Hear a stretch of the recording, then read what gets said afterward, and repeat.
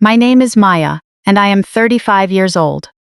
For the past 8 years, I carried the weight of a betrayal that nearly broke me.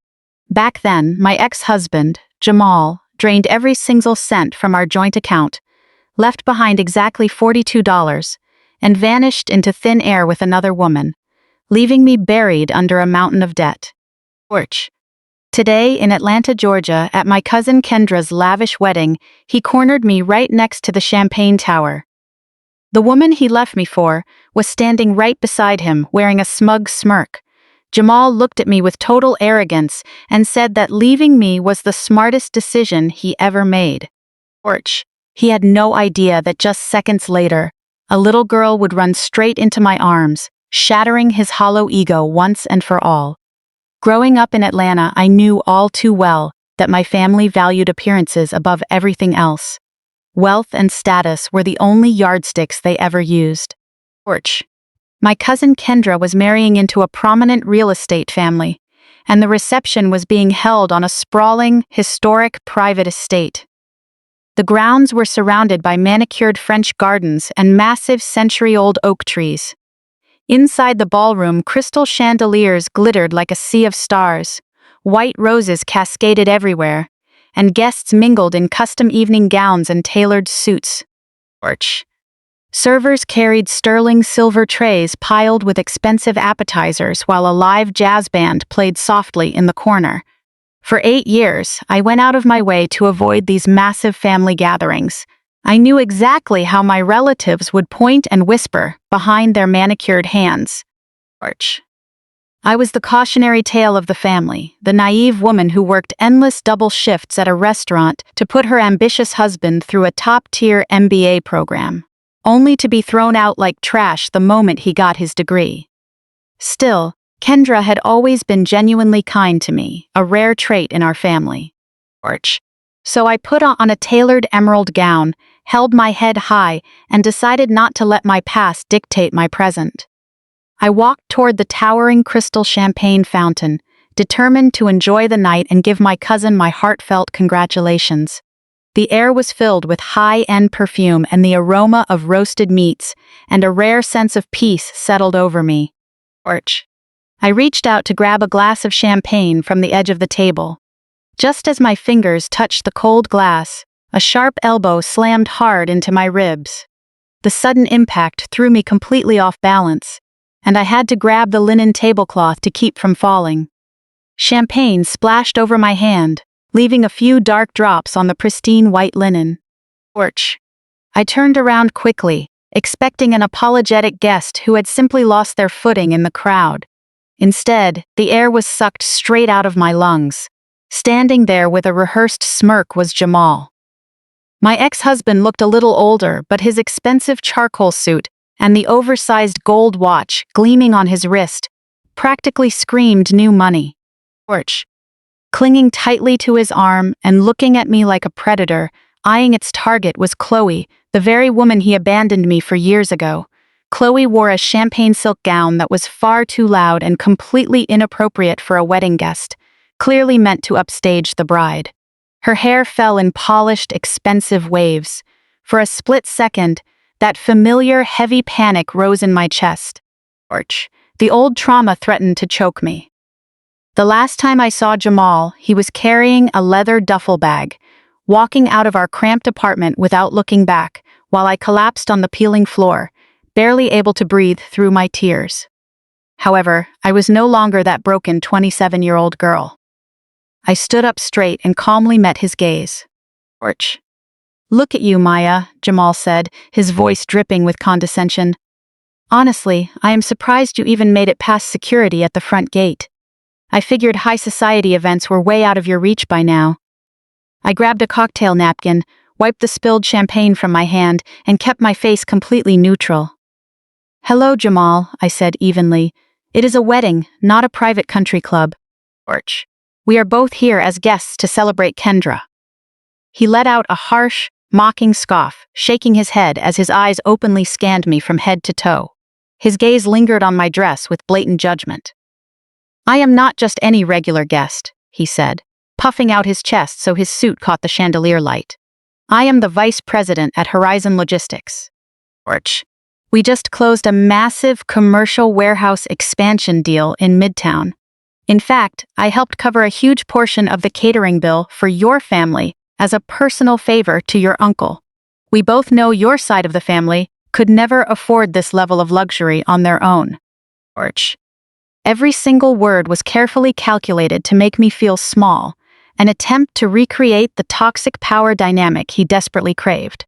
8 years ago, he took away my dignity and financial security in a single afternoon. I still remembered the burning exhaustion in my legs after working back-to-back shifts at a busy downtown diner. Porch. I endured the cold stares of demanding customers just to cover his tuition. I remembered coming home smelling of grease and cheap bleach, only to find him loading his luggage into the trunk of a car. The next morning, I opened our joint checking account with shaking hands, praying there was enough left for next month's rent, only to see a balance of $42. Porch. He took every single penny we had saved to fund a new life with his mistress. Now, he was standing here, bragging about the very wealth I helped him build. I see you are still wearing off-the-rack clothes, Jamal continued, leaning in slightly so his words would cut deeper. I used to feel a little guilty about how things ended between us, Maya. Truly. Porch. I used to wonder if packing my bags and leaving you on your own was too harsh. Seeing you here, still struggling to get by, proves I made the right call. Leaving you was the smartest thing I ever did. You were always holding me back. You have a poverty mindset deep in your bones, and I was meant for executive boardrooms. I needed a woman who actually understands wealth. Porch. Chloe let out an artificial, high-pitched giggle and rested her head on his shoulder. She raised her manicured hand to adjust the heavy diamond necklace around her collarbone, making sure I caught the harsh reflection under the chandeliers. "Oh, honey, don't be so hard on her," Chloe said in a sweet, icy tone. "It isn't her fault she lacks vision and ambition." Porch. Honestly, Maya, you should be thanking me. If I hadn't stepped in and saved Jamal from that miserable little life you were dragging him into, he would still be suffocating in mediocrity. Standing next to him, you always looked like a charity case. Someone had to elevate him to where he truly belongs. She looked me up and down, mimicking Jamal's critical stare. Porch. I heard you spent years working food service after the divorce. That must have been rough, watching him climb the corporate ladder while you were wiping down greasy tables. Still, people always naturally settle at their true level in life. I stood there, listening to the two people who once destroyed my world trying to tear me down all over again in the middle of a celebration. Porch. Their malice was breathtakingly shameless. Jamal stood tall, convinced he was the most important man in the room, believing his corporate title made him untouchable. Chloe held onto his arm like a shiny trophy, completely devoted to the fragile illusion she built around herself. They were waiting for me to cry. Porch. They wanted me to look down, apologize for my existence, and slip out the back door in shame. I took a deep breath. I did not raise my voice or show a trace of anger. I refused to give them the reaction they were looking for. Instead, I looked at Jamal, then at Chloe, and let a calm, faint smile spread across my face. "You are right, Jamal," I said quietly. "You did leave me with $42. Porch. You did walk away with the foundation I worked so hard to build. As for you, Chloe, you are absolutely right that people settle at their true level." Just as I was about to tell them where I actually stood today, a joyful voice broke through the suffocating tension.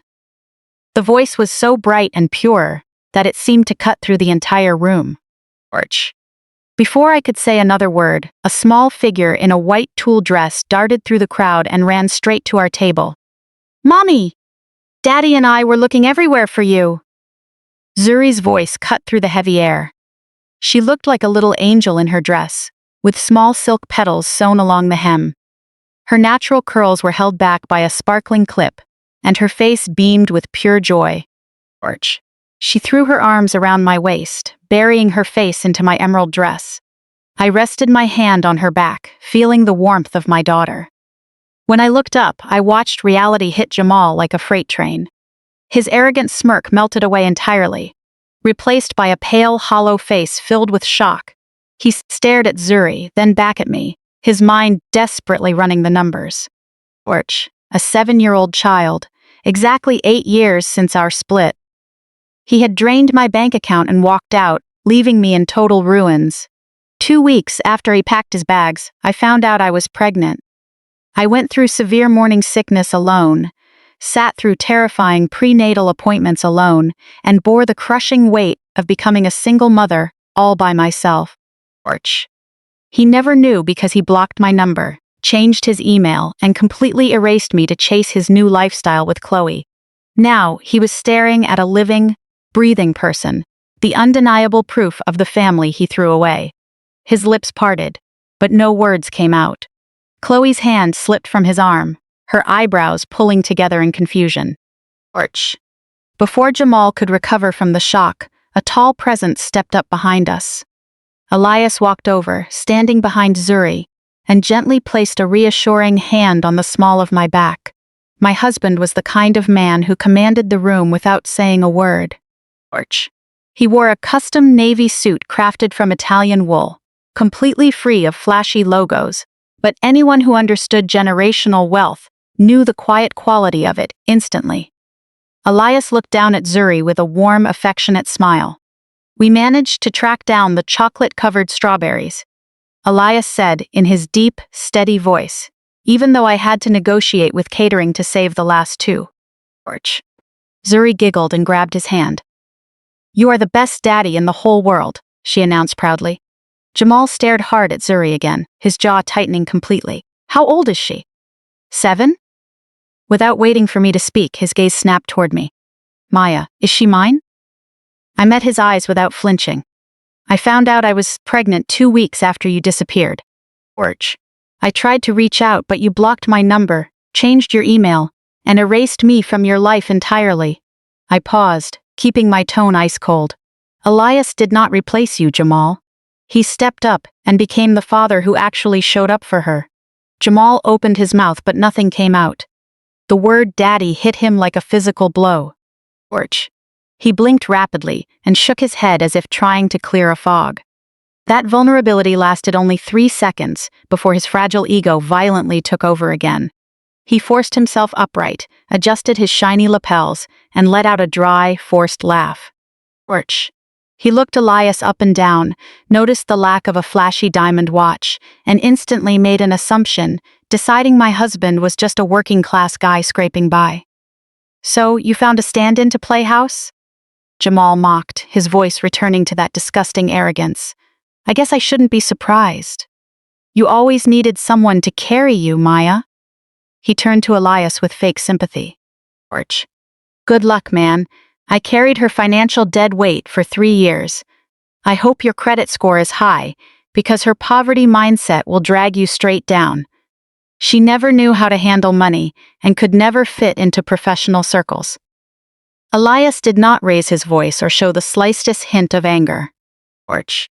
He simply looked at Jamal with calm, detached amusement, as if observing an insect on the pavement. Before Elias could say a word, a loud, sharp clap interrupted us. Excuse me, we need to clear this area right now. Jessica marched toward us, brandishing a silver clipboard like a badge of authority. Orch. She was Chloe's sister-in-law, a woman with a sharp blonde bob and a wireless earpiece who had appointed herself the unofficial coordinator for Kendra's wedding. She loved exerting control over anyone she deemed lower on the social ladder. Right now, her eyes were locked onto me. Orch. Maya, we have a small issue, Jessica announced loudly, making sure everyone near the champagne tower heard every syllable. The seating chart required some adjustments to make room for actual VIPs near the bridal party. Your seats were moved. I kept my expression completely neutral. Moved where, Jessica? She pointed her pen toward a dark corner at the very back of the ballroom. Over there. Orch. Table 42. I looked in that direction. Table 42 was a tiny, cramped, round table shoved right up against the wooden swinging doors of the kitchen. It was easily the worst seat in the entire venue. Servers carrying heavy trays of food and dirty dishes were constantly rushing past the chairs. The clatter of silverware and the shouting of kitchen staff were impossible to avoid. It was a deliberate public downgrade designed to humiliate me right in front of my ex-husband. Chloe covered her mouth, pretending to look deeply sympathetic. "Oh, Maya, that is so unfortunate," Chloe said sweetly. "Though I am sure you are used to the noise of a commercial kitchen. Sitting there might make you feel right at home, just like your old waitressing days." Jessica scoffed and wrote something on her clipboard. "It really is for the best, Maya. You always struggled in high-end spaces, just like that downtown condo you used to live in." Jessica leaned in closer with a venomous edge. "You spent 3 years doing manual labor, hanging drywall and laying hardwood floors, trying to fix it up. And what happened? When the divorce hit, you couldn't even afford a decent lawyer to fight for it. You just let Jamal legally walk away with the whole property. You were always better at serving than owning." I felt Elias tense beside me, the muscles in his arm turning rigid. My husband was a man who handled high-stakes corporate disputes before his morning coffee, and he was not about to let anyone talk down to me like that. He took half a step forward, his eyes locking onto Jessica with chilling intensity. I placed my hand flat against his chest, gently easing him back. I caught his eye and gave him a subtle, reassuring shake of my head. I did not want him to intervene. I refused to let a screaming match ruin my cousin's wedding. More importantly, I knew something Jamal, Chloe, and Jessica had no clue about. I knew exactly who owned the very ground they were standing on. "It is completely fine, Jessica," I said smoothly, untouched by her venom. "Table 42 is perfect. Come on, Zuri, let's go sit down." I took my daughter's hand and turned away from the three of them. I led my family across the grand ballroom, past the lavish centerpieces and well-dressed guests, until we reached the cramped corner by the kitchen. Elias pulled out my chair and kissed my temple before sitting down next to me. Zuri happily colored on a napkin, completely oblivious to the petty social maneuvering that had just occurred. Every time the kitchen doors swung open, a wave of heat and the smell of dishwashing detergent washed over us. It was undeniably insulting, exactly as they intended. Across the room, Jamal and Chloe took their seats at the prime VIP table right beside the dance floor, bathed in perfect lighting. Jamal caught my eye from across the room. He raised his crystal glass of champagne and offered a slow, mocking toast. Chloe leaned against him, giggling behind her hand. They looked at me with unmasked pity, convinced they had won and successfully put me back at the bottom of the ladder. I picked up my water glass, smiled back with quiet grace, and took a calm sip. They were so busy gloating in their supposed superiority that they completely missed the person who came bursting through the swinging kitchen doors behind me. The heavy wooden doors were suddenly shoved open, sending a frantic wave of energy into the dining area alongside the blast of commercial ovens and roasted garlic. It was not a server carrying dirty plates. It was the general manager of the entire estate. He was a distinguished older gentleman in a tailored tuxedo, but right now, his face was bright red as he practically sprinted across the polished floor. From across the ballroom, I could see Jamal watching. He leaned back in his luxurious seat, swirling his champagne, eagerly anticipating the scene. I knew exactly what Jamal was thinking. He saw the manager rushing toward our table and assumed I was about to get reprimanded. He probably thought Elias and I were violating a venue policy or blocking the servers. Jamal lived for these moments of public embarrassment, hoping to break the calm smile I had maintained all evening. The general manager stopped abruptly, right at table 42. He did not shout, and he did not ask us to move our chairs.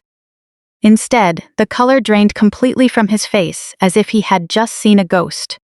He looked at me, then at the terrible placement of our table, and pure dread washed over his features.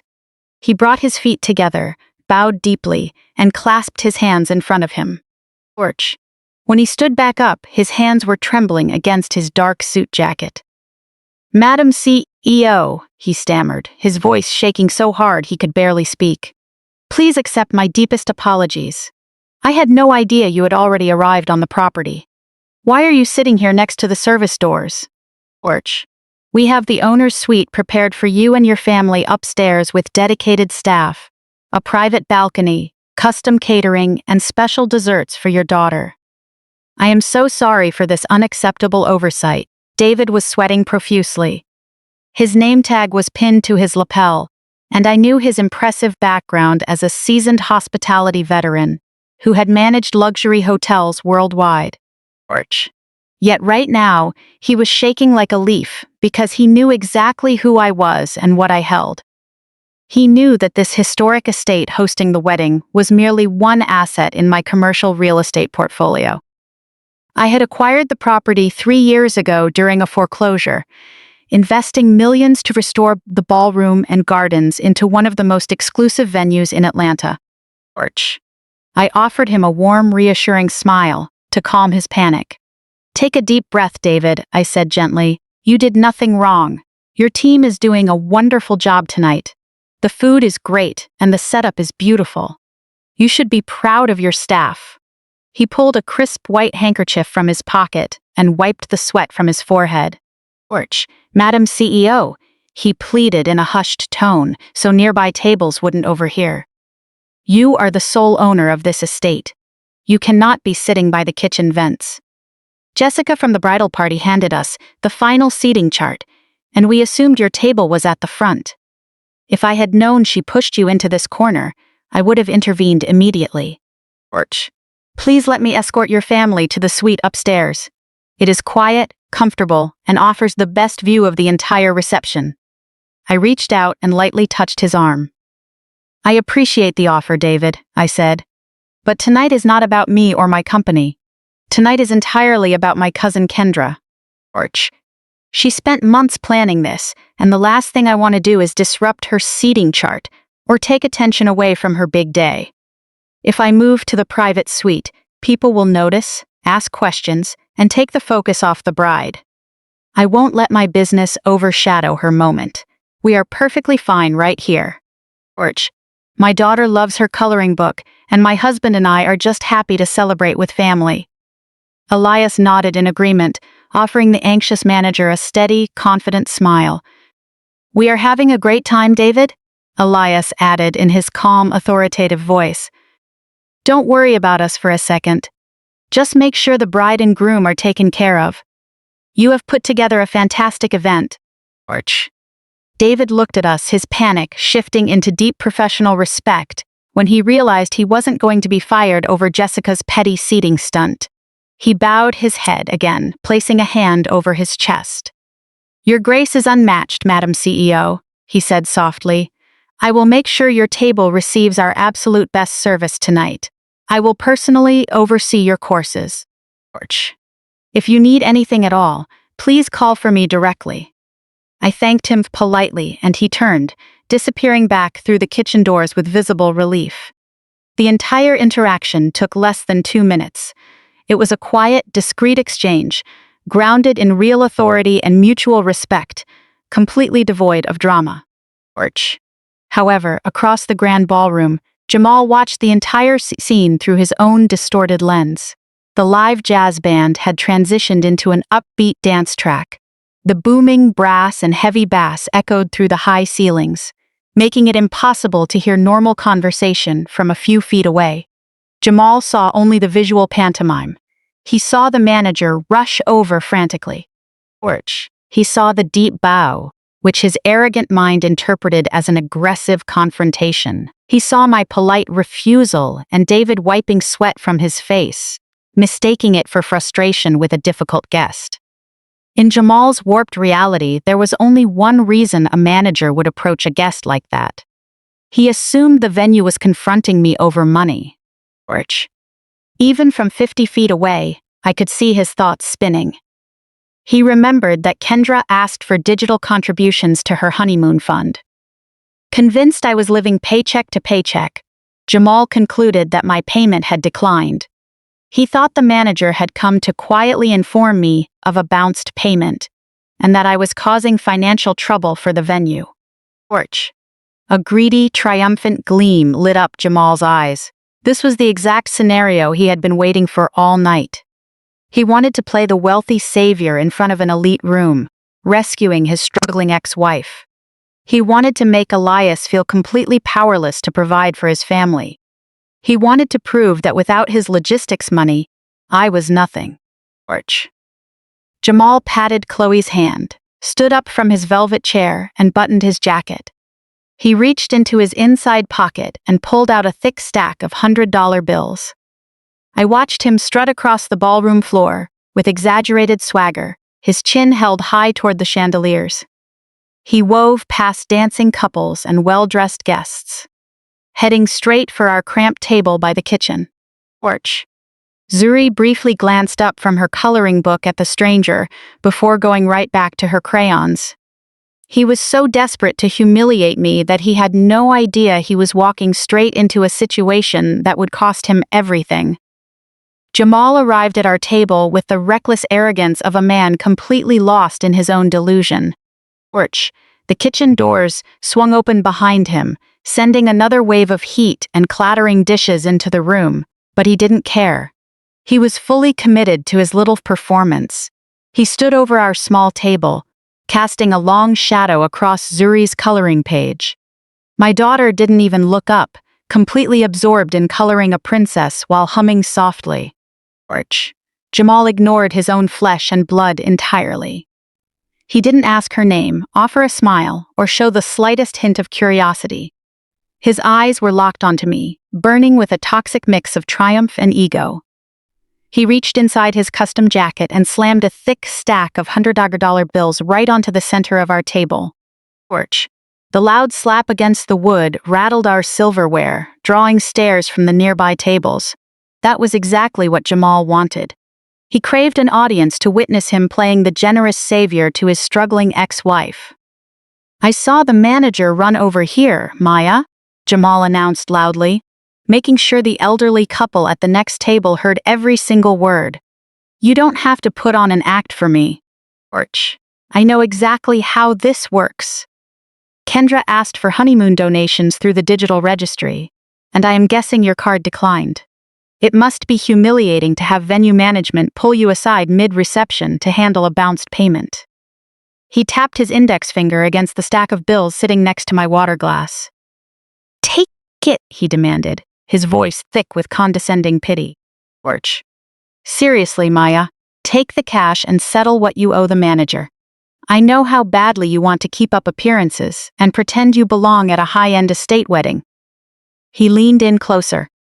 "You don't have to embarrass yourself or stress out the staff." Porch. "My logistics company just locked a multi-million-dollar warehouse lease downtown, so throwing some spare change to bail out my struggling ex-wife is nothing to me. Just consider it charity." I did not flinch, reach for the cash, or drop my calm, polite smile. I simply stared at the crumpled bills sitting on the white linen. The irony was incredible. Porch. 8 years ago, he stole my life savings to fund his getaway. And now he was tossing a few $100s at me like I was a beggar on the street. Seeing that I wasn't falling over with gratitude or shrinking in shame, Jamal turned his aggressive attention toward my husband. Elias was sitting beside me, completely relaxed, holding a crystal glass of sparkling water. Porch. His posture was open yet commanding, radiating the dangerous stillness of a resting lion. Jamal sneered at him, taking in Elias' understated navy suit and instantly assuming that someone without flashy designer branding was financially inferior.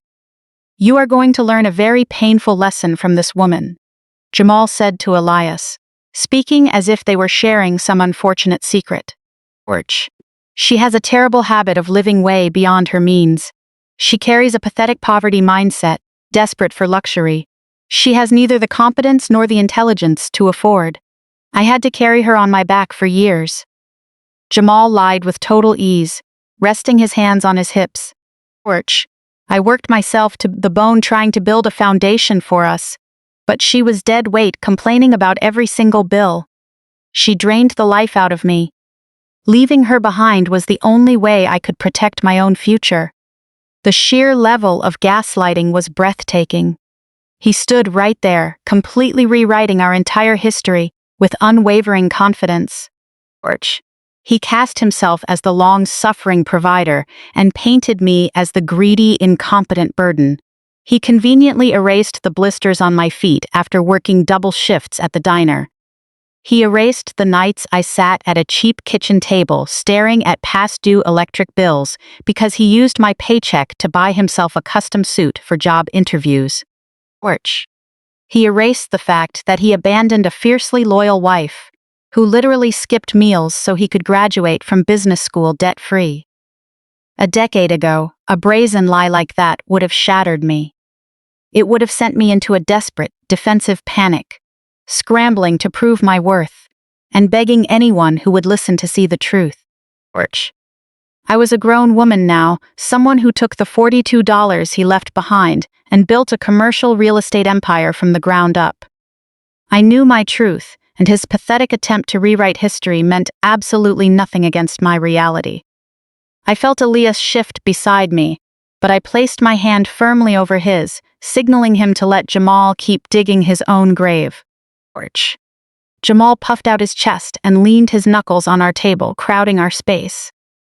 He locked eyes with Elias, desperate to establish dominance over the man who replaced him. "You look like a decent guy," Jamal continued, his voice heavy with condescension. "But you need to wake up to the reality of the baggage you took on. She will pull you down to her level. You can never elevate someone who is comfortable staying at the bottom. Meanwhile, I am sitting at the VIP table tonight because my company, Horizon Logistics, is expanding freight operations across the entire East Coast. I negotiate contracts worth more than you will probably see in your lifetime. So take the cash, man. Go settle what she owes the venue manager, and if there is anything left over, buy her a decent dress. Watching her pretend to belong here is honestly just embarrassing." Elias didn't flinch at the insult. He didn't raise his voice or puff out his chest like Jamal. He simply took a slow sip of his sparkling water and set the crystal glass back down with a deliberate, quiet click. He reached over, gently covering my hand with his and interlacing his fingers with mine. He glanced casually at the stack of $100 bills Jamal had slapped onto the table, then looked up at Jamal's sweating face. Elias looked completely calm, carrying the quiet amusement of a predator watching its prey wander blindly into a trap. "Horizon Logistics," Elias began, his deep voice smooth and fully in command. "That is an ambitious mid-tier freight operator. I read your quarterly earnings report recently. If I remember correctly, Apex Holdings announced the acquisition of Horizon Logistics just last week, and the deal was scheduled to close officially tonight." Jamal's smug expression froze for a fraction of a second, clearly caught off guard that Elias knew the exact corporate details of the recent buyout. He quickly recovered, bursting into a loud theatrical laugh that cut through the background music and the clatter of the kitchen doors. He threw his head back, mocking Elias to draw more attention from the surrounding tables. "Oh, wow." Jamal laughed, shaking his head and pointing a finger at Elias. "So you read a press release online, and now you want to act like you understand corporate business at our level. That is adorable, man. Yes, Apex Holdings is acquiring us. When they looked at my division, they recognized top-tier talent. Once the ink dries, I will be one of their most valuable executive assets." "Don't try to impress me with a Google search, buddy. You are way out of your depth. You have no idea how corporate America actually works at this level."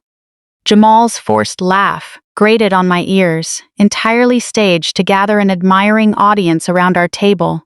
He genuinely believed he had just delivered the ultimate verbal takedown.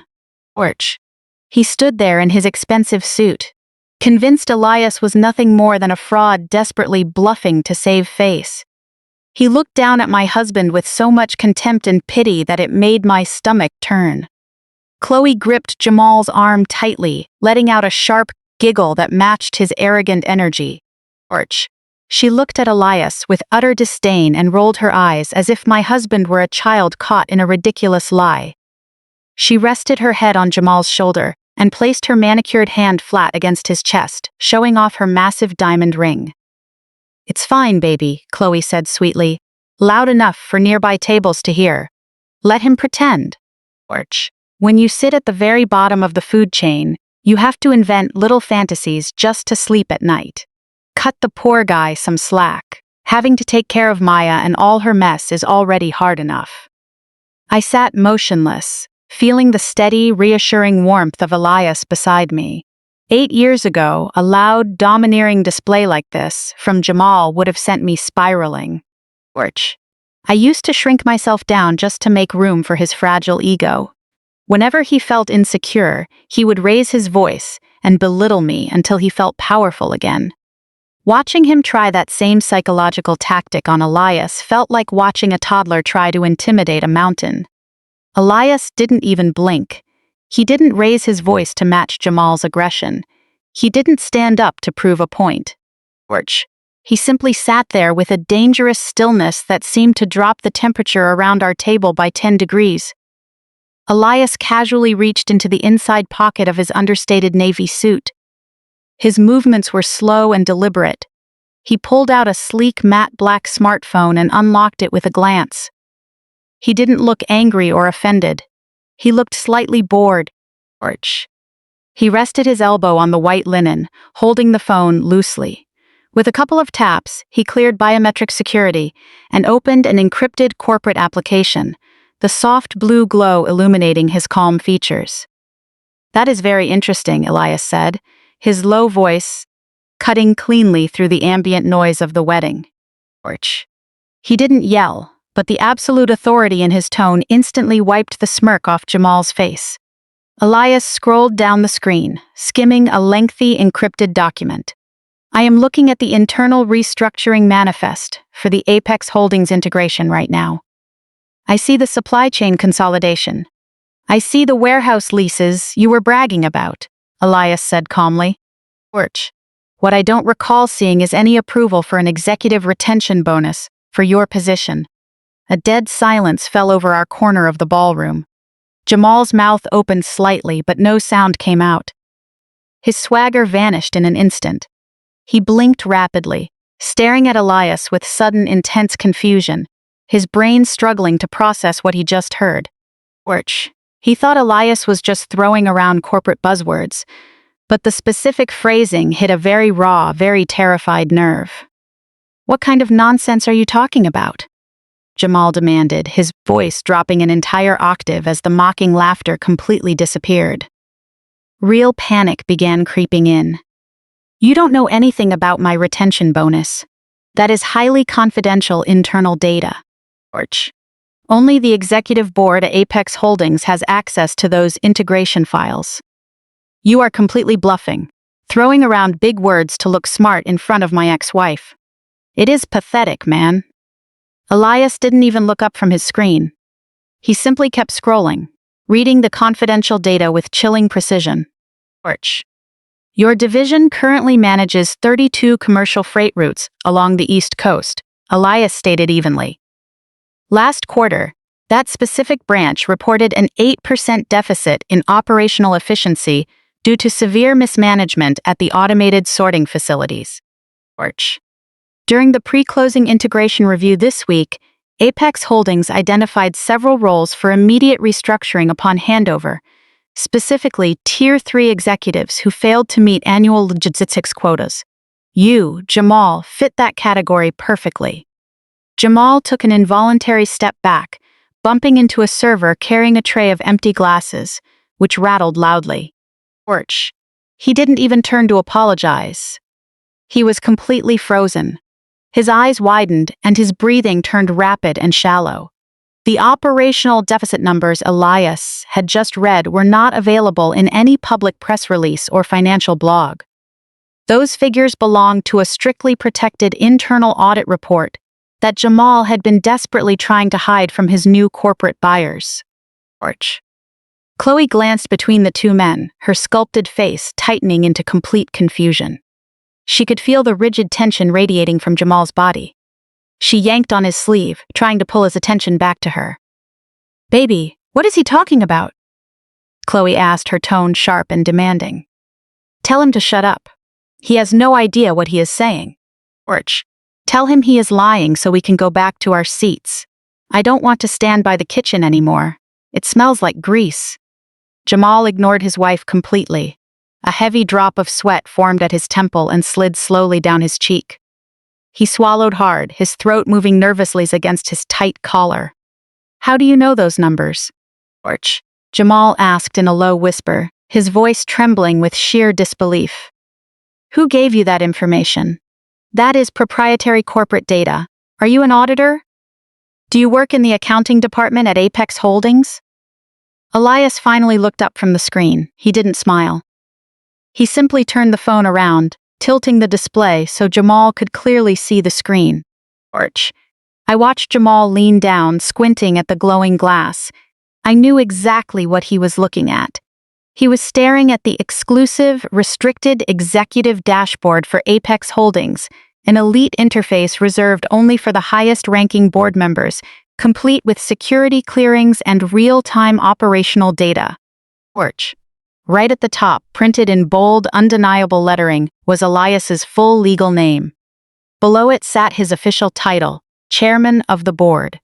The color drained entirely from Jamal's face, leaving his skin an ashen gray. His jaw hung open in pure, unadulterated terror. The man who had strutted over to throw pity in my face looked like he was about to collapse right onto the floor. Orch. His knees visibly buckled under the weight of his catastrophic mistake. For the last 5 minutes, he had aggressively insulted, belittled, and threatened the very man who owned the company funding his payroll. He had just bragged about his executive status to the one person with the sole authority to end his career with a single phone call. Orch. Elias pulled the phone back and slipped it casually into his suit pocket. "You really should pay closer attention to who is acquiring your assets, Jamal," Elias said in a low, even tone. "In the corporate world, arrogance is an expensive luxury, especially for someone sitting in a very replaceable middle management seat." Jamal could barely breathe, his chest heaving under his expensive jacket. "Orch." He looked at me with wide, pleading eyes, desperately searching for a lifeline, hoping I would step in and say it was all a misunderstanding. I simply sat there with my hands neatly folded in my lap, offering him the exact same cold, silent pity he showed me 8 years ago when he left me with nothing. I let him sit with the reality he built for himself. Orch. Chloe, completely oblivious to the career collapse unfolding before her eyes, let out a loud, frustrated sigh. She yanked hard on Jamal's arm, breaking his frozen stare. "This is ridiculous," Chloe snapped, glaring at me with pure venom. "I am not going to stand here and let these nobodies ruin our night." "You are being ridiculous, Jamal. Let's go." Orch. Before Jamal could find his voice, a sudden burst of sound echoed through the grand ballroom. The live jazz band stopped playing mid-measure, and the heavy feedback from a live microphone crackled through the speakers.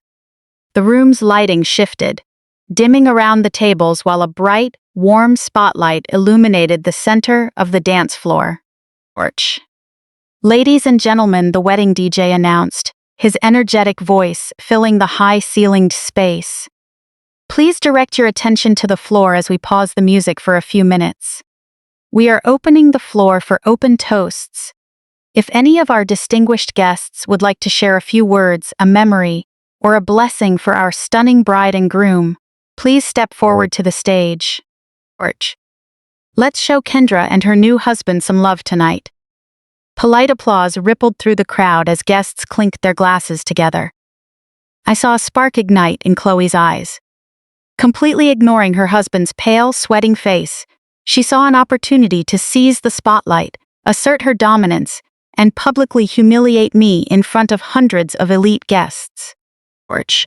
She pulled her arm away from Jamal, smoothed the front of her silk gown, and marched straight toward the stage with a deliberate, calculated smile.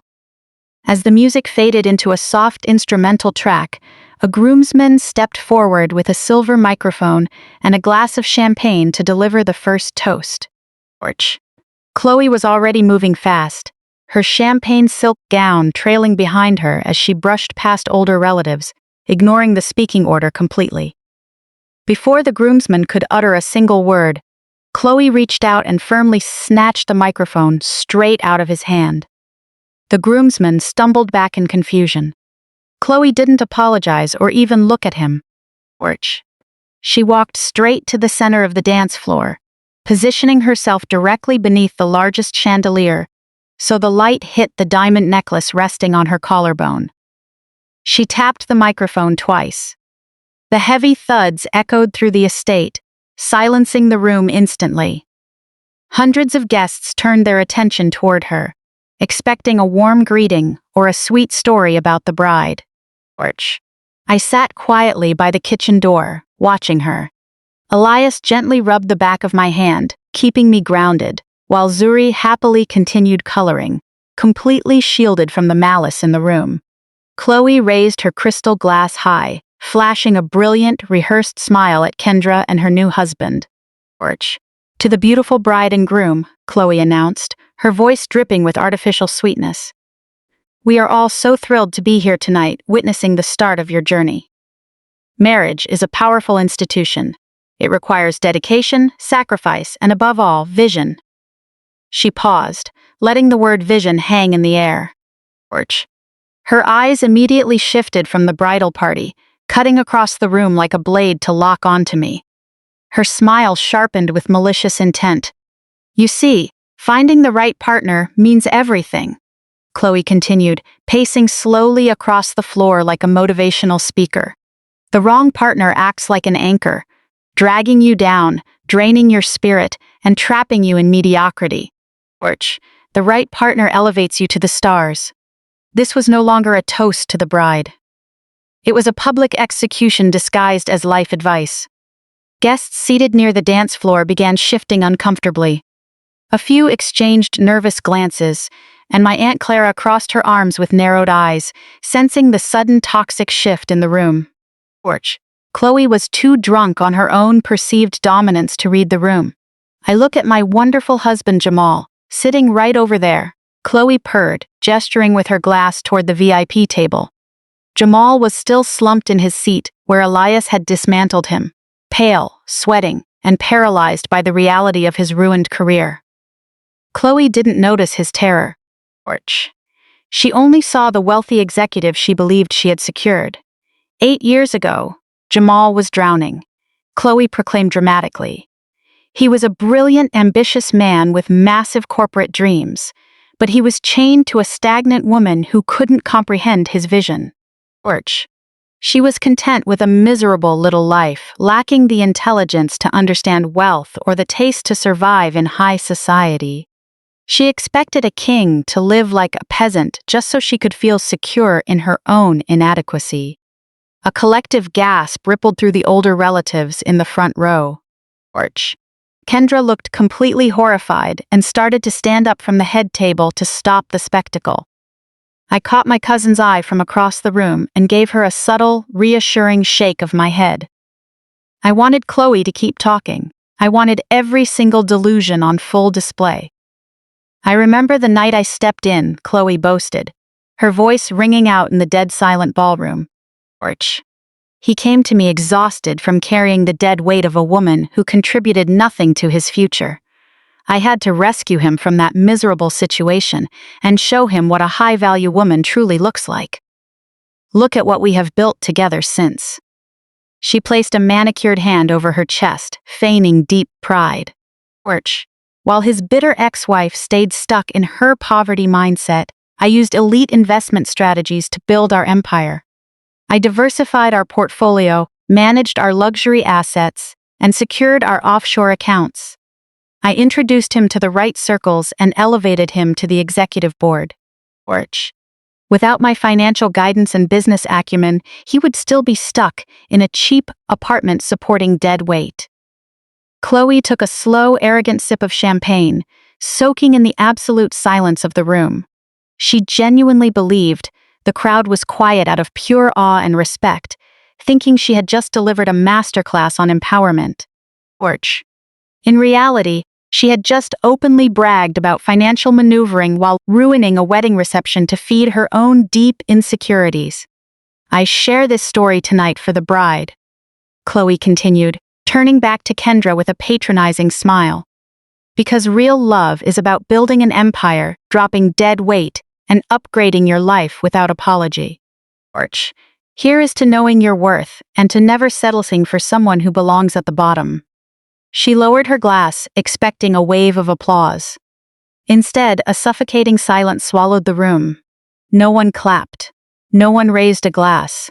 The musicians stared awkwardly at their shoes, and the guests sat frozen, staring at Chloe in utter disbelief. Orch. The blatant lack of class and the malice of hijacking a wedding toast to attack an ex-wife was something no one could stomach. At the VIP table, Jessica sat with a smug grin, believing they had just scored a massive victory. Jamal, on the other hand, looked like he was about to pass out. Orch. He stared at the floor, his hands trembling so violently he had to hide them under the tablecloth, knowing that Elias held his entire future in his hands while his wife insulted my family on an open microphone. I took a slow, deep breath, letting the heavy silence stretch out. I felt Elias's hand gently squeeze my shoulder, a steady anchor of support. Orch. I didn't feel an ounce of anger or humiliation. All I felt was absolute clarity. Chloe had just handed me the perfect opening, right in front of 300 elite guests. I picked up my white napkin, dabbed the corners of my mouth with deliberate precision, set it neatly beside my plate, and stood up. Orch. The sound of my chair sliding back cut through the quiet room, drawing every eye toward the dark corner by the kitchen. I smoothed the front of my emerald gown and stood tall. I didn't rush. I walked with the calm, steady grace of a woman who owned every inch of the ground beneath her feet. As I crossed the floor, the crowd parted naturally. Orch. I kept my head high, offering warm, polite smiles to my aunts and uncles as I passed. Chloe stood rigid in the center of the dance floor, her triumphant smile faltering as she watched me approach. She had expected me to run out the back door in tears, not walk toward her with absolute unshakable confidence. I stepped onto the polished wood and walked straight up to her. Orch. I gently placed my hand over the microphone she was holding. She tried to tighten her grip, her knuckles turning white, but I locked eyes with her and offered a smile that stopped her cold. Thank you for sharing, Chloe, I said softly but firmly. I'll take it from here. She stared at me, completely paralyzed by my calm demeanor, and slowly let her fingers release.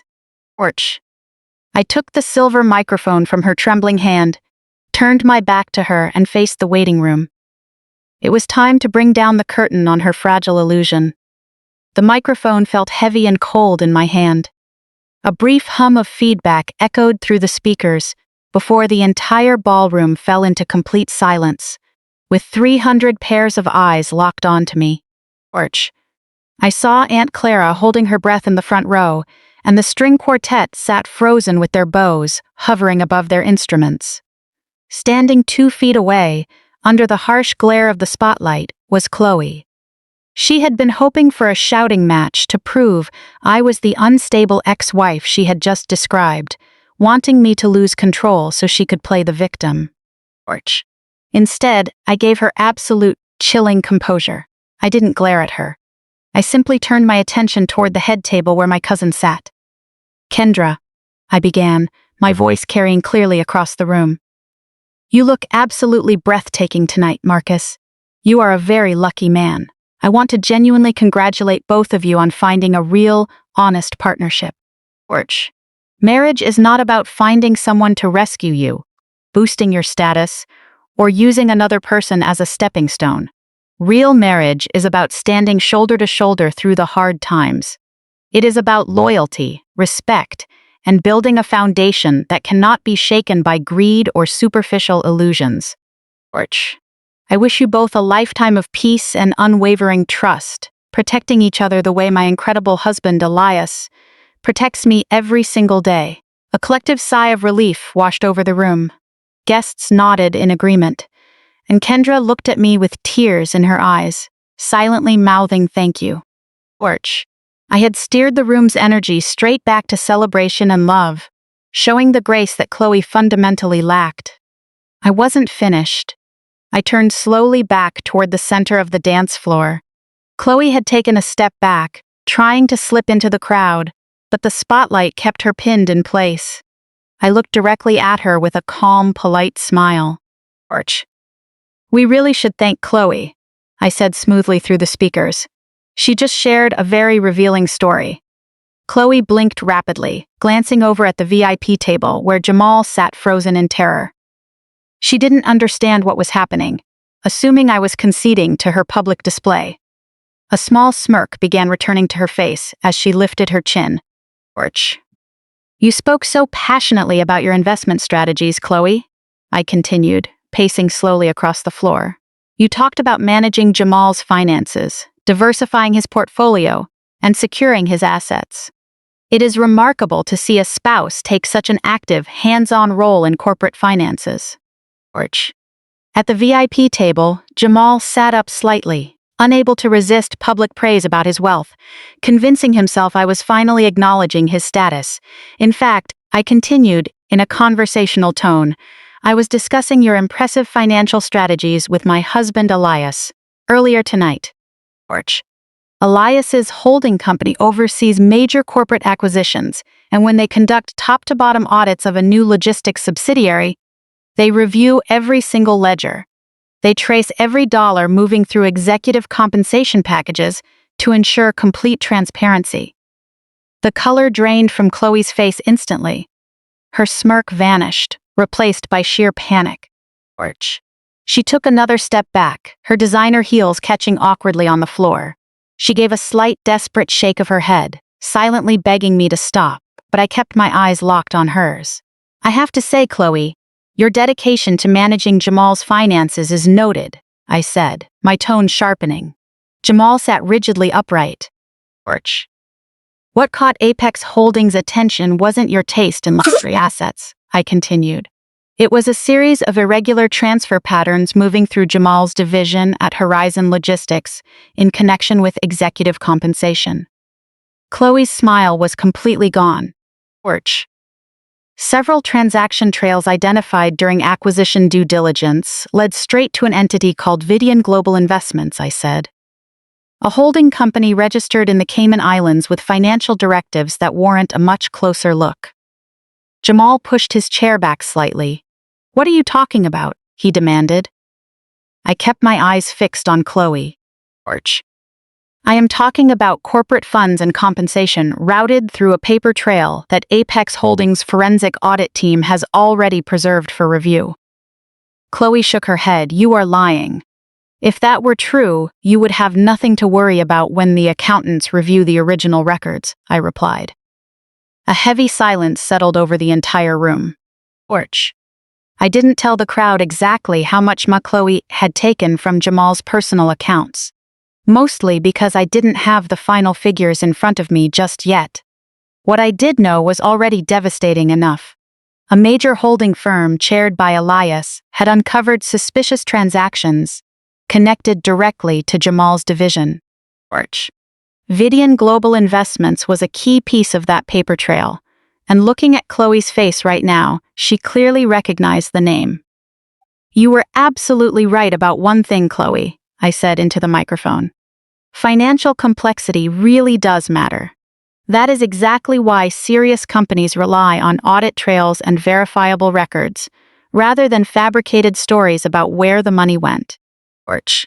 A suffocating silence fell over the entire ballroom. The air felt thick and heavy. Guests seated near the dance floor stared at Chloe in utter disbelief. The very social circle she spent years trying to impress was now looking at her with total suspicion. My Aunt Clara covered her mouth with both hands, her eyes wide with shock. Chloe stood frozen beneath the harsh glare of the spotlight. Porch. Her mouth opened and closed, but not a single sound came out. Her breathing turned shallow, her chest rising and falling rapidly under her champagne silk gown. The carefully curated persona she spent 8 years building, the sophisticated executive wife, was unraveling right in front of 300 people. Jamal suddenly shoved his chair back from the VIP table, the legs screeching sharply against the floor. He stood up, his face a storm of confusion, betrayal, and rising panic. He looked at me holding the microphone, then slowly turned to stare at his wife. He spent years convincing himself that Chloe was his intellectual equal, an elite partner who elevated his status. He mocked me for having a poverty mindset. Yet the woman standing beside him was now linked to hidden offshore transactions he never bothered to verify. Chloe tried to take a step toward him to defend herself, to claim I was making it all up. Her body gave out on her. Her hands began to shake uncontrollably, her fingers going completely numb. The heavy crystal champagne glass she had been holding all evening, the one she raised high to toast my supposed mediocrity, slipped straight through her fingers. It crashed onto the polished hardwood floor, shattering into dozens of glittering pieces and splashing vintage champagne across the toes of her designer heels. The sharp sound echoed through the quiet ballroom like a gavel falling. It was the precise sound of her picture-perfect life coming apart. I looked down at the broken glass near my feet, then looked back up at her pale face. I gave her one final, composed smile. "Thank you again for such an illuminating toast, Chloe," I said, my voice carrying clearly through the sound system. "I think we all learned a valuable lesson tonight about knowing your true worth."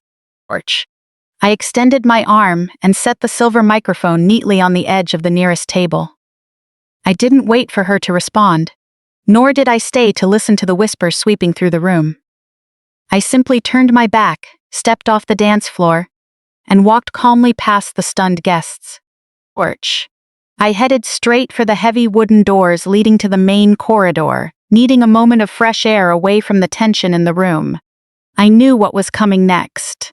A man with Jamal's ego would never sit quietly after watching his entire reality collapse.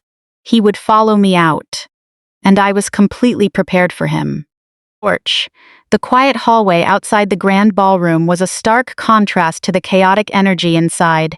Thick velvet drapes and solid oak doors muffled the music into a low, rhythmic hum. I walked down the long corridor, welcoming the cool air against my skin and savoring the brief moment of peace. I knew he would come. Someone as self-absorbed as Jamal could never handle being outmatched, especially by the woman he spent years trying to demean. I stopped in front of a large antique mirror at the end of the hall and tucked a stray curl behind my ear, taking a slow, steady breath. Right on cue, the heavy double doors of the ballroom burst open. Jamal stormed into the hallway, his face flushed dark red with pure, unbridled fury. He marched toward me with heavy, aggressive strides. In that moment, he looked nothing like the polished corporate executive he pretended to be all night. He looked cornered, completely rattled by the public exposure. He stopped less than 2 feet away, using his height to block my path back to the reception, believing he could intimidate me. "What kind of vicious lies did you just tell in there?" Jamal hissed, his voice dropping to a harsh whisper as he pointed a trembling finger at me. "You think you can walk into an upscale event and slander my family in front of my peers?" "I paid for 30% of this wedding, Maya. I wrote a massive check to help your struggling family secure this luxury venue, and you will show me some respect. I will have venue security drag you out by your hair and call the police to have you arrested for defamation and trespassing." I stood tall, keeping my hands relaxed at my sides. I looked at the finger pointed at my face, then met his bloodshot eyes directly. "You have no authority to give orders here, Jamal," I said, keeping my voice low and steady. "No matter how much you contributed to the wedding expenses, that money buys you zero control over this estate. By all means, call security. Let's see who gets escorted off the property." My calm demeanor only infuriated him further, the veins in his neck bulging against his tight collar. "You haven't changed at all," Jamal snapped, taking another aggressive step closer. You are still the same bitter, paranoid woman who couldn't handle my ambition. You think making up wild stories about offshore accounts makes you look powerful? It makes you look pathetic. George, you have been obsessed with me for 8 years, eating yourself alive with jealousy, because I upgraded my life while you stayed at the bottom. He leaned in closer, trying to use our past against me. I remember exactly how you looked the night I packed my bags, Maya. Crying on that cheap floor, begging me to stay. You were a failure then, and you are a failure now. George, you will always be that exhausted diner waitress I left behind. You can put on an expensive green gown and play dress-up, but at the end of the day, you are nothing. He wanted tears. He desperately needed to see me break down in the hallway to justify his cruelty and reassure himself that he still had power over me. George. He wanted that frightened 27-year-old girl to come back and ask for mercy. That girl had ceased to exist the morning. She checked her bank account and found $42. The woman standing before him had been forged through absolute resilience. I didn't flinch, and I didn't shed a tear. I simply reached into my emerald clutch, pulled out my smartphone, and unlocked it.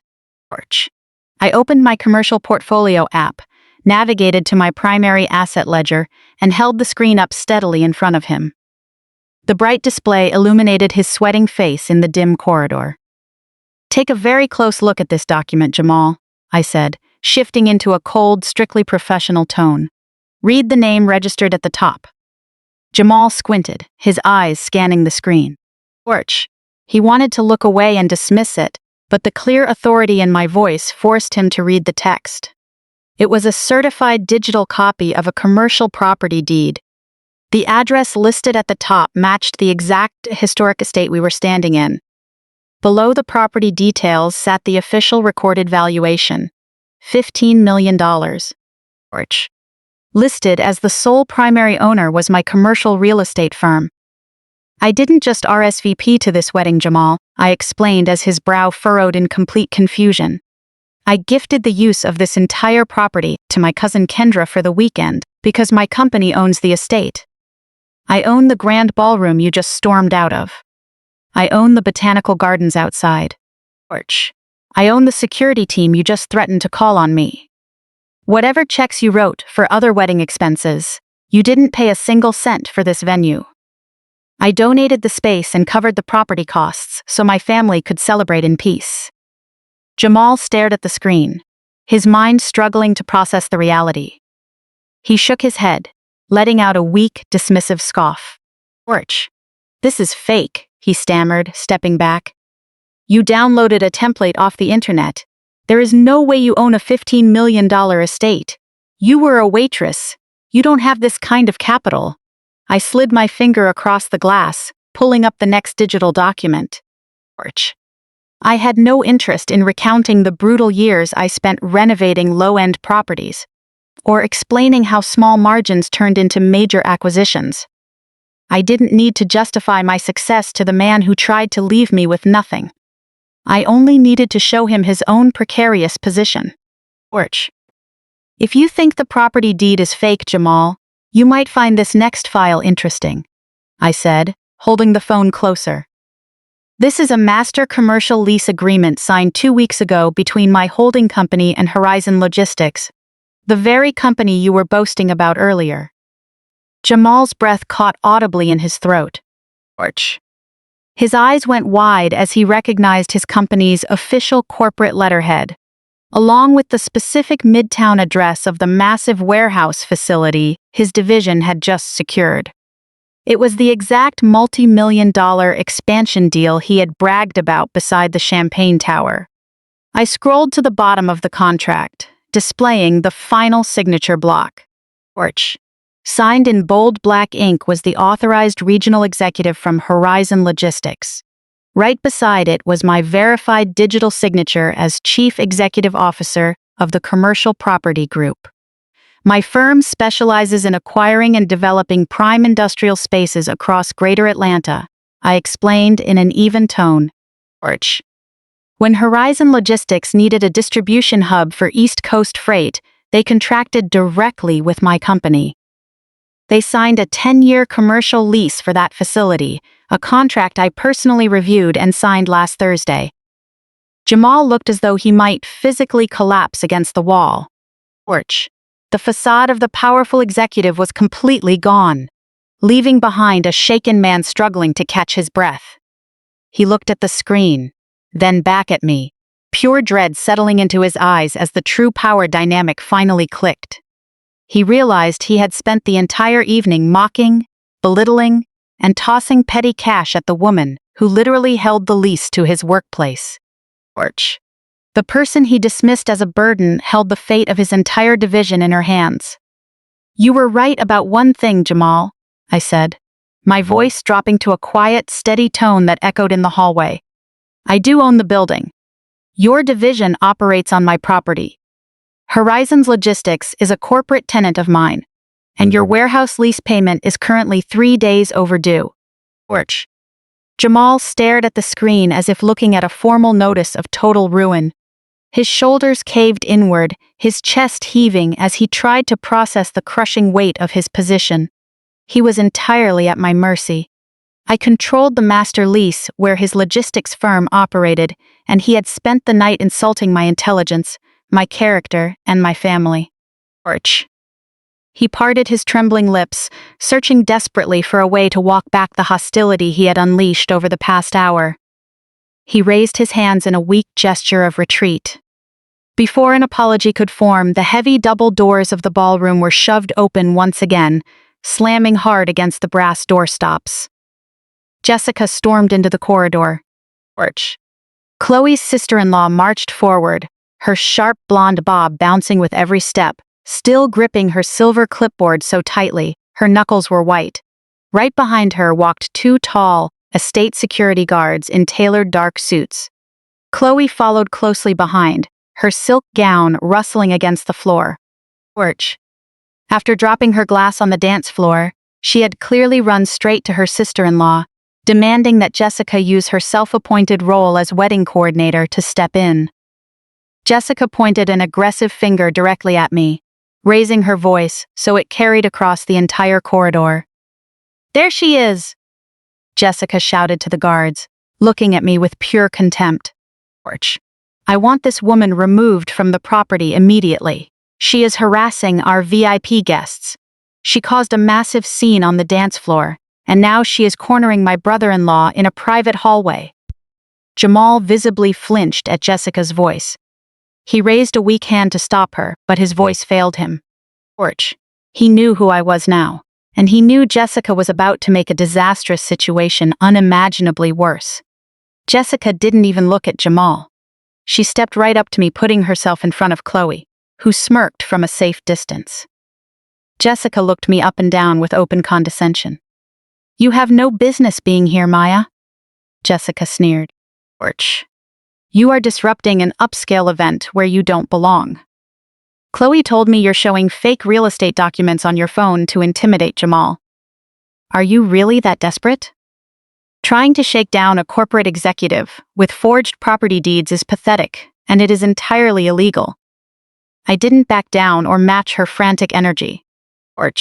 I simply placed my phone back into my clutch and snapped it shut with a soft click. I looked at Jessica with calm detachment. "I am not shaking anyone down, Jessica," I said smoothly. "I was having a private conversation with an executive whose division operates out of a commercial space, leased from my company, a lease that happens to be past due." Jessica let out a harsh, grating laugh and waved her clipboard aggressively at the security team. "Don't just stand there," she barked, treating the guards like personal staff. "Escort her out to the street right now.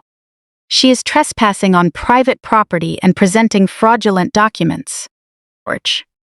If you don't remove her this second, I will make sure the general manager terminates your employment before the night is over."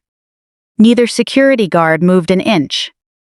They stood at attention with their hands resting calmly in front of them, maintaining completely neutral expressions. They made no move toward me and ignored her demands entirely. Jessica's face flushed red with anger at having her authority ignored. She leaned in closer to me, her voice dropping into a sharp hiss. "You have always been stubborn and out of your depth, Maya." Jessica sneered, dropping all pretense of professional composure. "You think putting on a nice dress makes you smarter than us? Arch. You think you can compete with people who actually understand how money and leverage work? You are just as naive today as you were 8 years ago." I kept my hands relaxed at my sides. "Tell me, Jessica, how exactly was I naive 8 years ago?" A wide, vindictive smile spread across her face, eager to take credit for the lowest point in my life. "You were too oblivious to even audit the filings." Arch. Jessica bragged in a cruel whisper. "When Jamal realized you were dead weight holding him back, he came straight to me. I am a certified financial planner, Maya.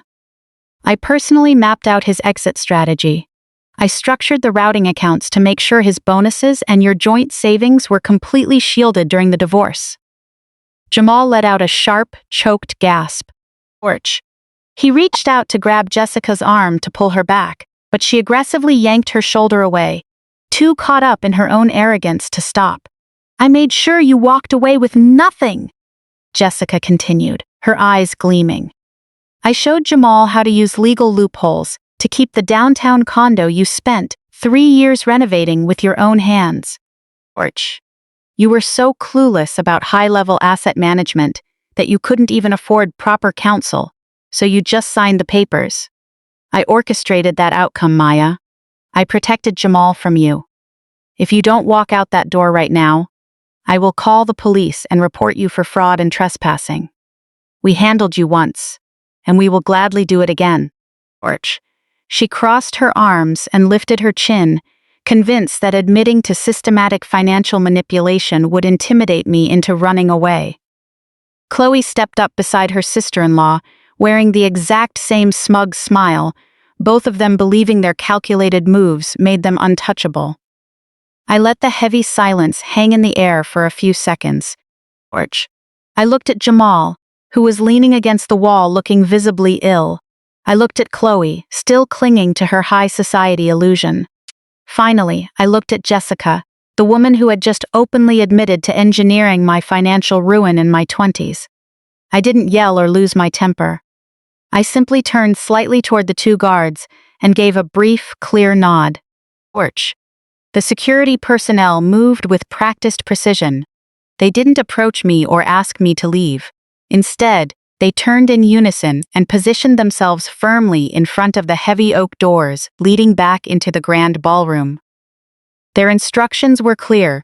Jessica, Chloe, and Jamal were barred from re-entering the reception to cause further disruption. Orch. The corridor toward the foyer and exit remained open if they chose to leave, but their access to the wedding was cut off. Jessica's smug expression vanished, replaced by sheer confusion. "What are you doing?" Jessica demanded, her voice losing its edge. "I told you to remove her. Why are you blocking the ballroom doors? Step aside immediately, or I swear I am calling the authorities." Orch. You won't be calling anyone, Jessica. A deep, commanding voice resonated down the hallway. I turned to see Elias walking around the corner from the estate's private executive offices. My husband moved with slow, measured confidence. His tailored navy suit looked impeccable under the hallway lights framing his broad shoulders. He didn't look angry. He looked entirely resolved. Orch. Elias wasn't empty-handed. Tucked securely beneath his right arm was a thick manila folder, held together by a heavy rubber band and packed with printed financial records. He walked straight over to my side, placed a supportive hand on my lower back, and turned a steady, piercing gaze toward the 3 people standing before us. Orch. The 2 guards held their posts at the ballroom entrance, ensuring Kendra's reception remained undisturbed. The path to the exit remained clear, giving Jessica, Chloe, and Jamal a way out, but their time disrupting the wedding was officially over.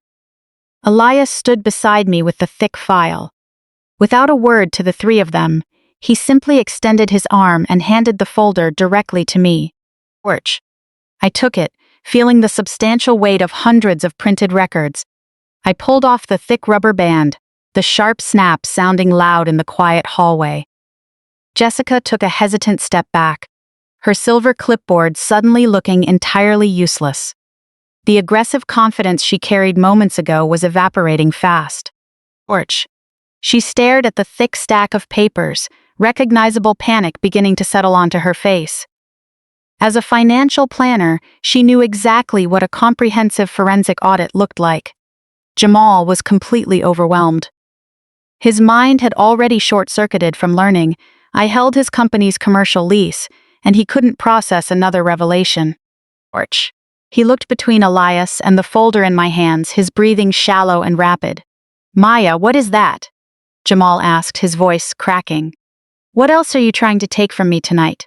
You made your point, you own the building. You have money. Call off your security and let us go. I am not holding you, Jamal, I said, keeping my tone completely even. Orch. In fact, I am doing you a favor by handing you something you denied me 8 years ago.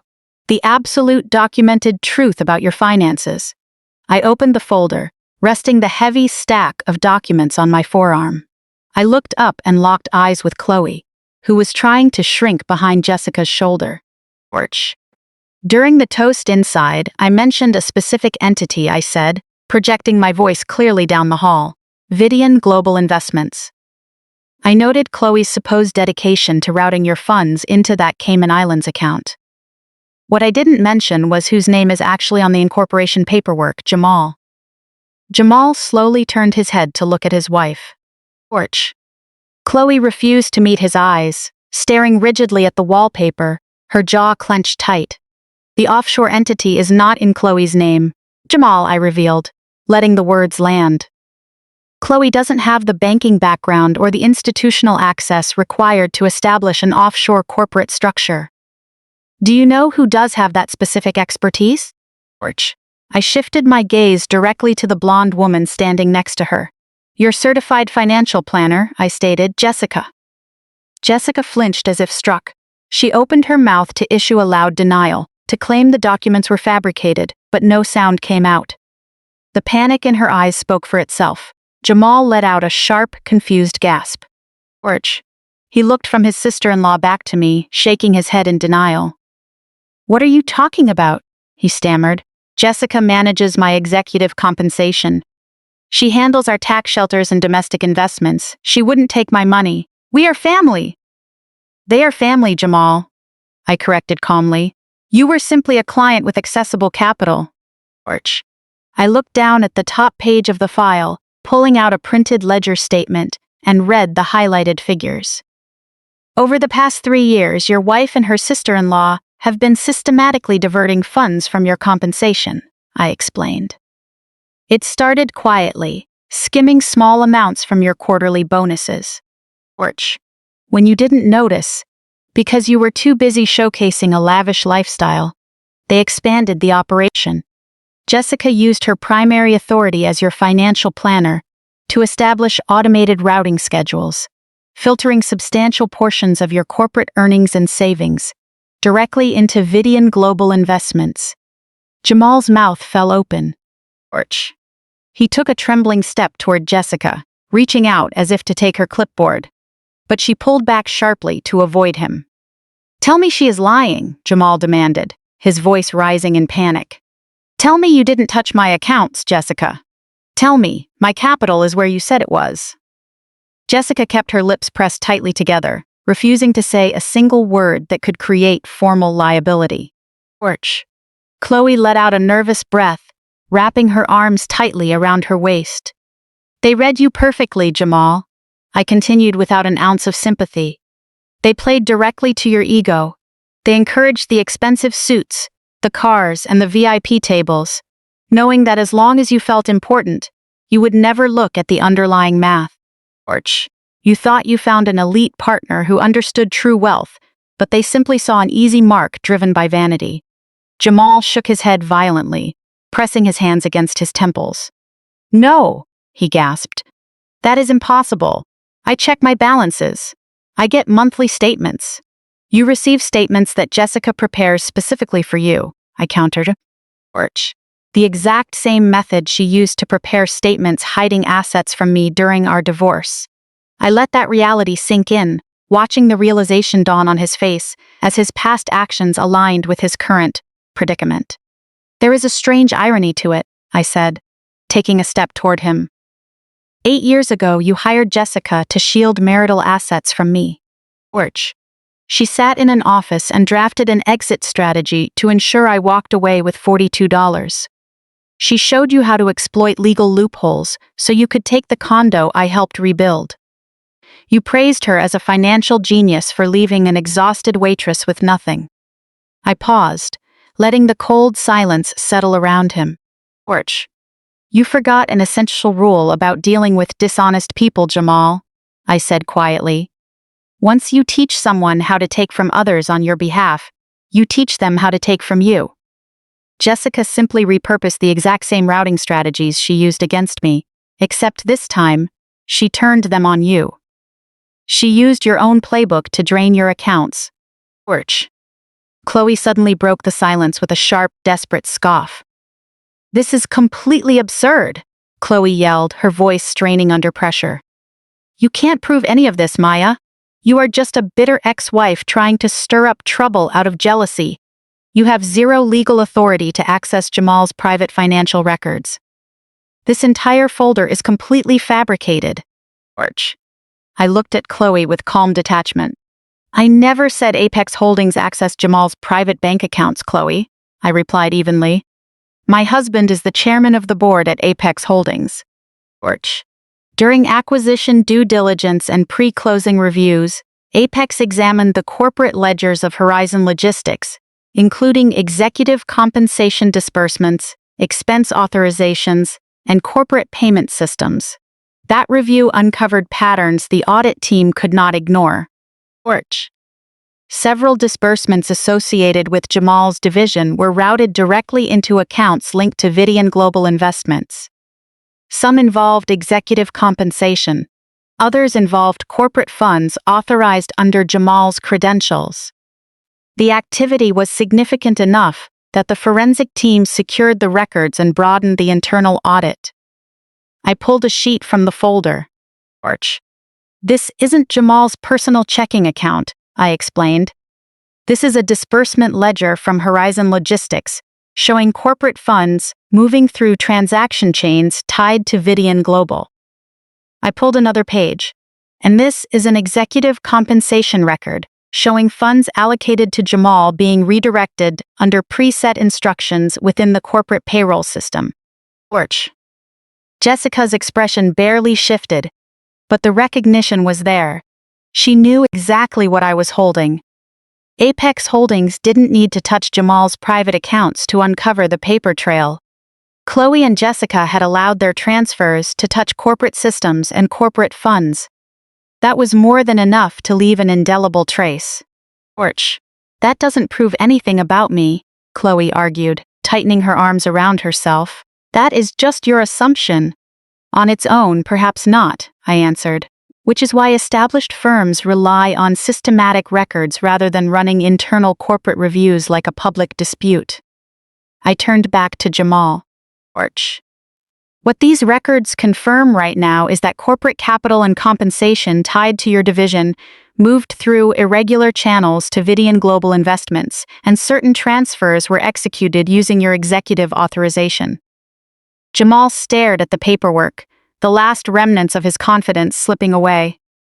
"What about my personal savings?" he whispered in disbelief. "My private capital?" Orch. I looked directly at Jessica. "That is a question you should direct to the person you authorize to manage your portfolio." Jamal turned slowly toward Jessica, whose previous arrogance had vanished entirely. "Tell me my private funds are secure where you said they were." Jessica pressed her lips into a thin line and remained completely silent.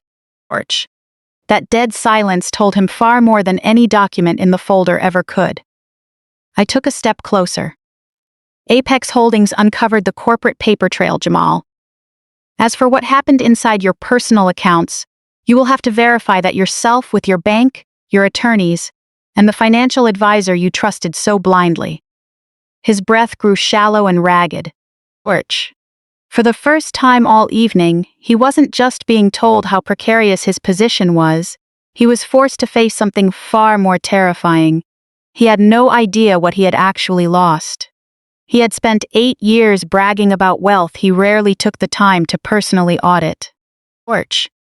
Jessica generated the statements, Chloe curated the lavish lifestyle, and Jamal simply enjoyed the figures they placed in front of him. Now, the corporate records exposed enough discrepancies to cast serious doubt on every single dollar. I held the physical file out to him. Don't take my word for any of it. Read what Apex Holdings uncovered during the acquisition review.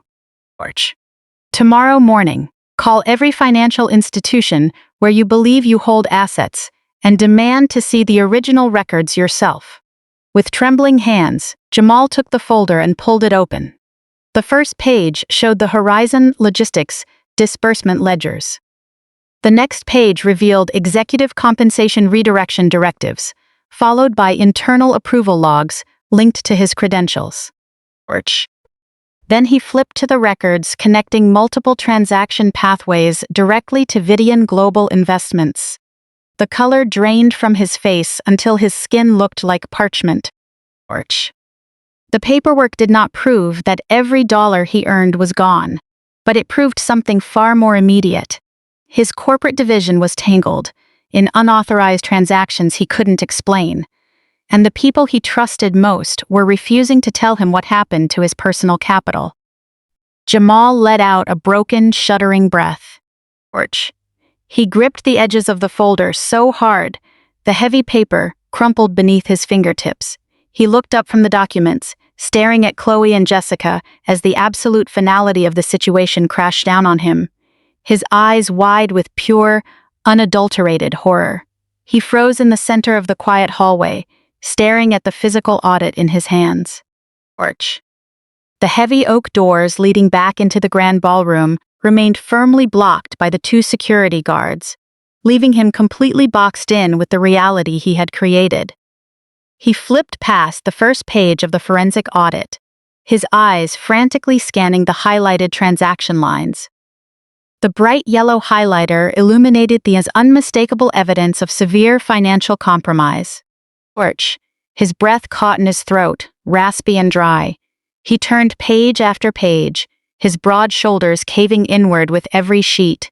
He was looking at years of systematic diversion, watching his executive bonuses, stock option proceeds, and personal reserves routed through an intricate network of secondary accounts. The destination for all of it was documented on the final page. An offshore entity in the Cayman Islands, registered entirely under the name of his sister-in-law, Jessica. A sharp, agonized sound tore from Jamal's throat. His entire body began to shake uncontrollably. The expensive charcoal suit he wore like armor suddenly looked 2 sizes too big, hanging loosely on his frame. He looked up from the audit log and locked eyes with his wife. Chloe wasn't smirking anymore. She pressed her back against the wallpaper, looking like a cornered animal searching for an exit. Jessica stood right beside her, arms crossed in defensive hostility, refusing to show an ounce of remorse. Jamal gripped the edges of the thick manila folder so hard the cardboard tore under his grip. "You took my money," Jamal yelled, his voice echoing off the high ceilings with raw, desperate fury. He threw the heavy file down at Chloe's feet, the stack of financial records scattered across the patterned carpet, spreading the undeniable proof of betrayal across the floor. "You took everything! I gave you the world, Chloe!" "I gave you luxury cars, elite connections, and the exact lifestyle you dreamed of. How could you do this to your own husband? How could you let your sister-in-law systematically drain my life?" Chloe looked down at the scattered statements, then slowly raised her gaze to meet his furious eyes. The panic on her face vanished in an instant. The sweet, dramatic tone she had put on all evening evaporated into thin air. She dropped every shred of the supportive high society wife persona. Her posture shifted, her shoulders squaring up as she glared at the man whose accounts she had just hollowed out.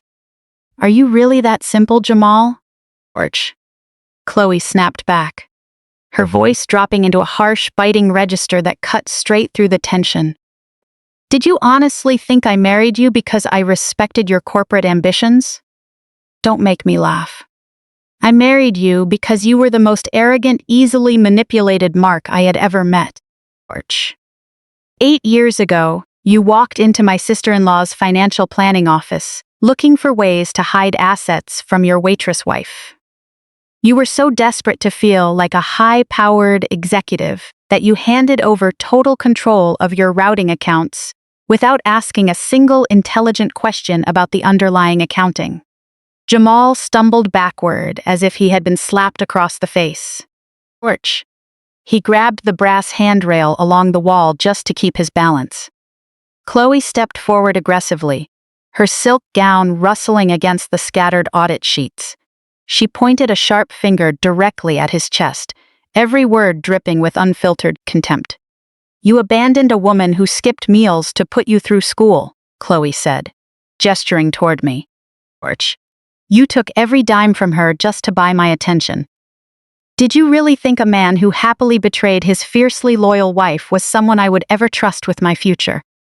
You proved from day one that you had zero loyalty and zero moral compass. You showed me exactly who you were, Jamal. A greedy, gullible man who cared about nothing except feeding his fragile ego. So I fed it. Orch. I celebrated your empty promotions, stroked your pride, and let you play the wealthy provider while Jessica and I secured everything we wanted. The profound irony hit the hallway like a thunderclap. 8 years ago, Jamal walked out on me, claiming I was a financial burden with a poverty mindset that would drag him down. Orch. He convinced himself he needed an elite, sophisticated partner to match his corporate ascent. Now he stood there, facing financial ruins, realizing the woman he left me for had used his vanity to drain his assets.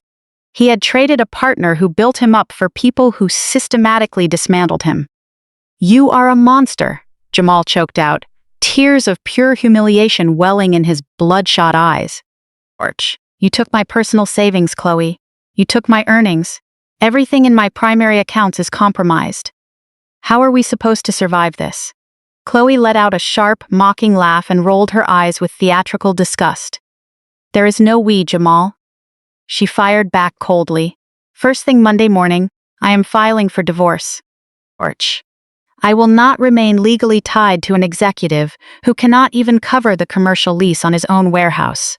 You have nothing left to offer me. You are dead weight, and I refuse to settle for someone at the bottom of the ladder. She threw his own cruel words right back into his face, stripping away the last remnant of his pride. Orch. Jamal let out a low, pained groan, burying his sweating face in his shaking hands. Yet the reality of his situation reached far beyond a broken marriage or an empty savings account. The true danger lay in the corporate audit logs scattered across the carpet. He lowered his hands and turned toward Jessica, his eyes widening in sheer panic as the full picture came together in his mind. Orch. Jessica, Jamal gasped, his voice trembling uncontrollably. The operating capital. The logistics expansion budget. You didn't just route my personal bonuses. You filtered company stage allocations using my executive authorization credentials. Jessica kept her arms folded tightly, refusing to offer a shred of comfort. You signed the authorizations, Jamal, she said flatly. Orch. I placed the paperwork on your desk, and you signed it without reading the fine print, because you were too busy planning your next vacation to do the actual oversight. Jamal's knees completely gave out. He grabbed his chest, breathing in rapid, shallow bursts as an intense wave of panic overtook him. Orch. He realized Chloe and Jessica had not only redirected his personal compensation, they had used his corporate credentials to move substantial company funds out of Horizon Logistics. As the authorized signatory, he was the individual on record responsible for the missing corporate capital. The weight of it hit him like an oncoming train. Orch. When the parent company finalized the review of those missing funds, he wouldn't just lose his position. He would face formal fraud referrals, regulatory investigations, and potential legal liability for transactions his wife had orchestrated behind his back. He had no capital left for a legal defense and no assets to cover the corporate shortfalls. George. The man who thought he was untouchable was staring directly at total ruin. Jamal turned slowly to look at me. The arrogance was entirely gone, the smug smirk from the champagne tower wiped away completely. He looked at me with the desperate, pleading eyes of a terrified child. He took 2 unsteady steps toward me and collapsed completely. George. Jamal fell to his knees in the middle of the hallway, his tailored trousers hitting the floor with a dull thud. He looked up at me, tears streaming down his face. "Maya, please," he begged, his voice breaking into a desperate sob. "Please, you have to help me sort this out. You own the commercial building downtown. You hold the master lease on the warehouse. George, give me an extension, a temporary grace period, so I don't lose everything." I looked down at the man who just an hour earlier had relentlessly mocked my life and my worth. Now he was on his knees, begging me to rescue the very corporate career he had used to demean me. I felt zero sympathy. Before I could speak, Elias stepped smoothly in front of me. George. My husband moved with the calm, imposing presence of a man completely in control. He adjusted the silver cufflinks on his navy suit, his expression focused and unreadable. He looked down at Jamal with a gaze that brought a chill to the hallway. George. Regarding that position, Elias began, his deep voice carrying through the corridor. "I believe you have a fundamental misunderstanding of your current employment status." Jamal blinked, looking up at Elias through tear-filled eyes. "What are you talking about?" Jamal stammered, still clutching the torn folder. "I am a vice president. I have an executive contract." George. Elias let out a quiet breath, folding his arms across his chest as he delivered the final reality check. "You had an executive contract," Elias corrected smoothly. "Corporate structures evolve quickly. My holding company officially finalized the acquisition of Horizon Logistics about an hour ago." George. "While you were busy trying to humiliate my wife beside the champagne tower, the closing signatures were executed. My first official act as chairman of the board is overseeing a complete restructuring of the executive tier." Jamal's jaw dropped. The last bit of color drained from his face, leaving him completely ashen as the reality crushed him. Elias didn't wait for him to process it. George. He reached into his suit pocket, pulled out his phone, and dialed a number, keeping his eyes locked on the man on the floor. The call was answered on the first ring. Elias spoke directly to the chief legal officer at Apex Holdings. "Suspend all executive access for Jamal immediately, pending internal review," Elias instructed. George. "Freeze his corporate cards, system credentials, and authorization privileges. Preserve all division records, and initiate a comprehensive forensic audit regarding the irregular offshore transactions identified during due diligence." He paused, listening to the response on the line. George. "Have legal secure the evidence, and prepare a formal fraud referral if the review confirms misconduct requiring external inquiry," Elias continued. "Nothing is to be deleted, altered, or overlooked." He ended the call and slipped the phone back into his pocket. Jamal stared up at him. "You can't just terminate me over a hallway argument," he protested weakly. George. "I am not determining the outcome of an investigation in a hallway," Elias replied. "Your access is suspended because Apex Holdings controls Horizon Logistics, and the acquisition review confirmed serious financial irregularities tied to your department. Human Resources, Legal, and the Forensic Audit Team will determine the final status of your employment once the evidence is fully reviewed." George. Jamal looked devastated.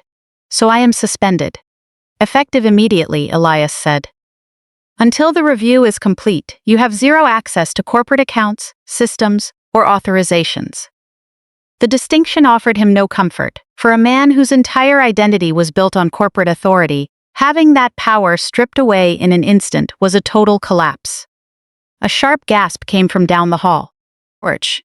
I turned to see Chloe and Jessica backing away from the scene. The 2 women who spent the entire evening acting untouchable finally understood the gravity of the situation. Apex Holdings was preserving corporate records, and its legal team was preparing a formal referral for investigation. Outside authorities would decide what happened next. Porch.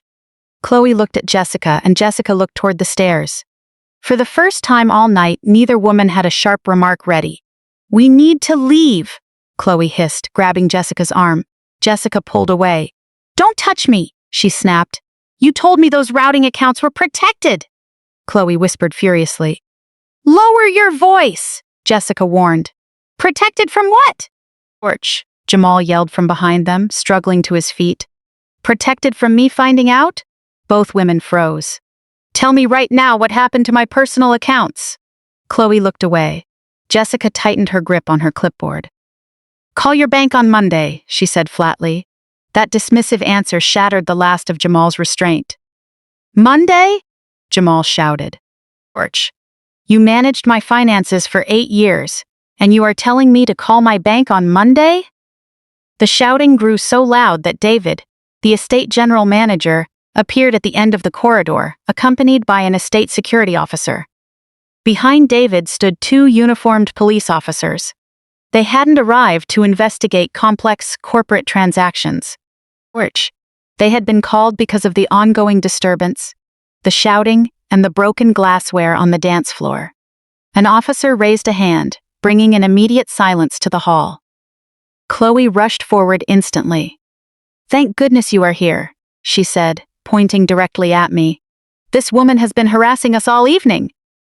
The officer looked at Chloe, looked at me, and then turned to David. Porch. David remained entirely professional. "There has been a persistent disturbance between these guests," he explained. "Management requests that the individuals responsible for the disruption be escorted off the property immediately. We would also like an official incident report filed." The second officer looked toward the ballroom doors. "Was anyone injured?" "No," David replied. "Were any weapons involved?" Porch. "None." "Then everyone needs to keep their voices down," the officer said firmly. The officers escorted Jamal, Chloe, and Jessica toward the exit to make sure they left the estate grounds without further incident. Later that evening, after the reception wrapped up and the estate fell quiet, we returned home. The open floor plan of our living room was bathed in the warm, soft glow of the lamps. Porch. "I bought a bookshelf," Zuri announced proudly from the rug. Elias looked slightly defensive as he sat surrounded by parts. "The assembly instructions are completely misleading. Managing Apex Holdings doesn't prepare you for assembling furniture with tiny wooden dowels." I laughed so hard, I had to lean against the kitchen counter for support. Porch. Zuri walked over and wrapped her small arms around my waist. "Mommy, are you happy?" The question caught me off guard for a second. I looked down at my daughter, looked over at Elias, and took in the life and the home we had built together. "Yes," I said softly, "I really am. Jamal once believed that walking away from me was the smartest decision he ever made." Porch. Maybe it wasn't for him, but for me, it truly was. When he drained that account, he forced me to discover a strength I never knew I had. While I had spent years shrinking myself to accommodate his fragile ego, I actually had the resilience to build everything from scratch. Financial stability, a career, trust, love, and a genuine family. Porch. 8 years ago, Jamal walked out convinced he was taking my future with him. In reality, all he took was $42 worth of proof that I had trusted the wrong person. Everything that actually mattered came after. I kissed the top of Zuri's head just as Elias finally clicked the last shelf into place, raising his hands in a mock victory pose. I clapped for him with a smile. Porch. Outside the window, Atlanta glowed beneath the evening sky. Somewhere in the city, Jamal was coming to terms with the consequences of his own choices. For the first time in 8 years, I didn't care about his balances, his titles, or where he ended up. I was finally completely free,